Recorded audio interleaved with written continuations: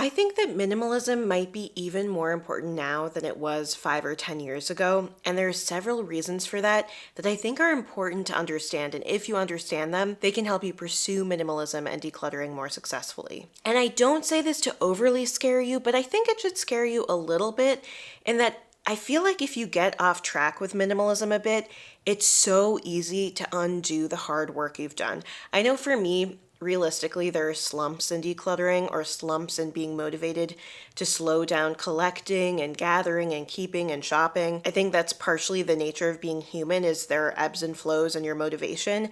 But if you really get on an ebb for too long and you get into a cycle of collecting again, it is so easy to refill that back closet, that basement, that garage, and make your life way harder because the more I've decluttered, the more my life has opened up to possibility. I'm so much more of like a yes sayer. I feel like it's easier to take on new projects, new endeavors, to switch careers, to do the things that I enjoy doing more. But when I get in these back cycles of accidentally collecting things a little bit too rapidly, then I have to spend a bunch of time decluttering or dealing with this stuff. And then it takes away that amazing power that minimalism has to improve our lives. And so I wanted to make this video just to have a friendly chat with you about some of these factors and how they can be affecting you in a way you might not be consciously aware of.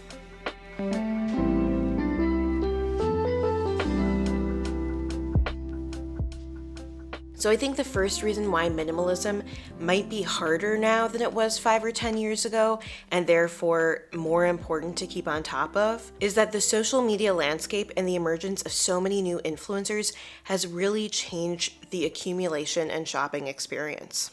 I mean, think back for yourself if you do use social media. What did it look like for you 10 years ago versus what it looks like to you today? It's very, very different. And it plays a totally different role in our lives. We're connecting with famous people. We're following influencers on fashion, on home decor, on politics, on sports, on whatever it is that interests you. And it is just vastly different. And there are more apps and more different apps and more different ways advertisements are embedded in those apps. Now, maybe it's just my algorithm on Instagram or something, but I personally feel like I'm constantly bombarded with products and influencers talking about like the 10 best products for cleaning your home or like the 10 best whatevers. And it really can be tempting to buy things if they seem like it'll make my life easier. Now, I don't want to totally disparage it for a couple of reasons. One is that technically, I do sponsorships on this channel and partnerships that I do make money from. So I feel a little hypocritical talking about this, but I will say I don't think it's purely bad. Like in some ways, having an influencer kind of do the work of vetting a product for me is really great. And I have to say, I've found some excellent products through Instagram, through YouTube, through whatever that have really helped the quality of my life. So it's not as if I'm against it, but I do think in general, with the emergence of these types of accounts that are especially purely shopping accounts, it is so much easier to find yourself just buying something mindlessly, almost for fun or entertainment. And I think that can really work against minimalism in a way that is quite powerful and is totally different from how it was even 5-10 years ago. And because all the social media stuff is so new, we don't really know the impact that this type of influencing has on our brains and our likelihood of shopping and buying. And therefore, I think having some kind of connection to decluttering and minimalism and thinking about what's genuinely important to you in life over products and stuff is extra important because we just don't know the impact of all these media influencers that are promoting products. I think a second factor that's making minimalism more important now is how the technology of advertisements has changed. Basically, I feel like companies are really taking advantage of these influencers quite often to promote their products to gain trust with people, when not all influencers necessarily do that background research or really care about what they're promoting. Maybe even more importantly, I feel like companies have become really smart at getting you to give them your email and your cell phone number so that they're constantly emailing and texting you. And I have heard that one of the best ways to turn someone from an audience member into a purchaser is through emails and texts. And I think that companies know this and are taking advantage of this, like potentially even more than some random Instagram reel. Getting an email in your account that tells you, oh, you can get 20% off or whatever, I think that can be really tempting. And so again, I think they're using technology in new ways as well as algorithms to pick who they're showing particular ads to make it just that much more likely that you're going to fall for some kind of advertisement trap. So even if you want to be pursuing minimalism, you have all these forces working against you psychologically.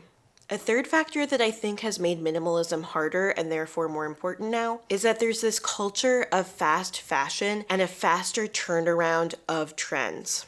I've even read recent articles about like what's the new fashion trend for spring of 2024 or summer of 2024, and it's like season by season, practically month by month, trends are changing so quickly because of, again, technology, social media, all of that, and all of the little micro trends are being disseminated so much faster so that what's new feels new for a shorter period of time. I think there's this psychological effect where once we've seen something a couple of times, it almost starts to feel old to us and we're expecting a new trend, and things that were in last week are now out. But it also puts more onus on the individual to keep up with those trends, and it's almost like this trend burden thing that a lot of us experience because the trends are changing so quickly and we're expected to follow them on some level. And so I think it's that much easier to accumulate a whole bunch of stuff that you just really don't want or need in the long run. I mean, obviously, you can just choose not to follow trends, but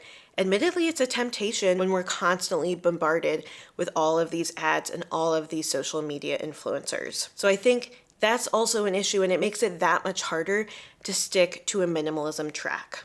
A fourth reason why I think that minimalism is harder now and is more important now is that I think there's been a swing of the pendulum back sort of against minimalism towards maximalism. For example, sometimes for fun, I enjoy watching these apartment videos of apartments in New York City because I think it's kind of interesting how they can make a really small space look amazing, and I think it's a bit inspiring even in a minimalism sense. But what's interesting is I have seen a trend in a lot of these videos where people talk about how they're maximalists and how they kind of joke, yeah, I have a small space, but I'm actually a maximalist. And I think, interestingly, the cool thing to say now is to be like, oh, I'm not a minimalist, I'm a maximalist. Does anyone else find that to be true? I don't know, I've just noticed this shift away from minimalism, seeing minimalism as this really extreme kind of constraining thing as opposed to something that opens up your life, when really to me minimalism isn't about being as extreme as possible. It's more about reducing how much you have a bit and keeping the excess at bay so that you can invest more time, energy, money, all of that into the things you care about more. People are swaying away from that because sometimes minimalism is hard, it's not fun, and it's just a little bit less in vogue than it was about 5 or even 10 years ago. When to me, minimalism is so impactful. I see it continuing to change my life constantly. When I have less stuff, I'm dealing with less stuff. I'm spending more time doing fun things, going on walks outside, going out to dinner with my husband, trying some kind of new skill, or doing something artistic, or maybe hanging out with my family or friends. You know, I feel like when you have less stuff, it just makes life easier and opens up time and space for the things that you will enjoy more. And it also saves more money so that you have less debt, more opportunities to invest in things that are more important to you. There are just so many reasons why minimalism has so many benefits. But I think because minimalism feels a little less fresh, a little less novel, we forget to engage with it, we forget to continue to declutter, and as a result, we get into that slump and we start to collect more. And I know that there's so many forces that have encouraged me to shop more, especially, you know, I'm in my 9th month of pregnancy right now shooting this video, and I'm so tempted to buy things all the time because I have this fear,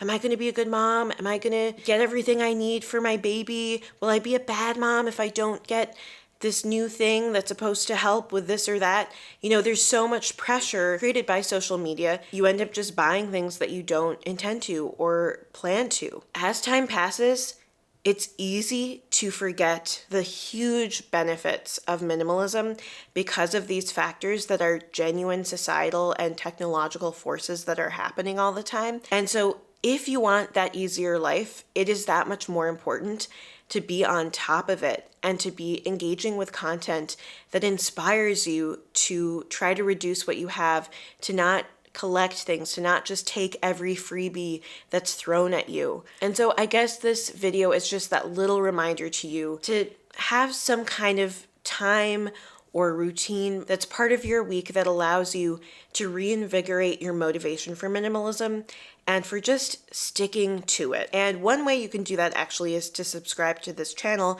because I talk a lot about these types of topics. If you're interested, hit that subscribe button below. I also think there are a lot of books, other podcasts, YouTube channels, whatever, that can keep you engaged in this concept and keep you focused on those changes that can make your life, I think, a lot better. Anyway, if you like this video, please hit the thumbs up button. That is a great way to support the channel, so I'd really appreciate it. But that's all I've got for you today. I'd love to hear your reactions to this video and what you think the trends are as far as collecting, buying, advertisements, and where you think minimalism might go in the future. Thank you so much for spending this little bit of time with me, and I hope you have a wonderful rest of your day. Bye.